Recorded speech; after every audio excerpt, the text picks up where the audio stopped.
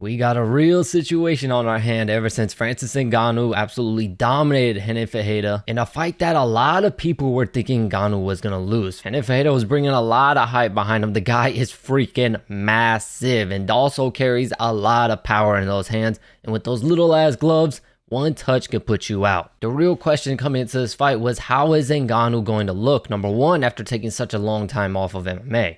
And number two, how is he going to look and how is he going to fare mentally after getting brutally knocked out by Anthony Joshua? But as we all know, Ngannou dominates, TKOs Renan Ferreira, and now is a PFL heavyweight world champion. Quick props to Francis Ngannou for coming off that type of defeat that he came off of, and to come back and look like that and have that type of performance. It really shows his mental fortitude, because I guarantee you he had constant people doubting him. He also definitely had that thing in the back of his head of, am I going to be chinny? Am I going to get clipped? Am I going to get knocked out again? Plus, on top of that, he's having some personal problems that he's having to deal with emotionally. And then even on top of that, this is the PFL, man. The best scenario for them would be Francis Ngannou losing, because Francis walked away from the UFC the champion. If Renan Ferreira comes in and beats Francis Ngannou, they could easily say, we got the real best heavyweight in the world. But things didn't quite go the way they may have wanted. Francis Ngannou wins very easily. And now we find ourselves in an issue that's similar to boxing. We have three heavyweight champions. Of course, we're all going to have our own opinions on who the best is. But the sad reality is we're never going to know 100%. Yeah, you might think this guy is the best because of his style and his resume, but at the end of the day, you don't know 100%. But I'll just give my take on who I think the best heavyweight in the world is. And then y'all feel free to let me know in the comment section who y'all think the best heavyweight in the world is. But in my mind, it's really tricky because all three of their styles are extremely different, so I think the matchups would go differently. So if Francis Ngannou and Jon Jones were to fight,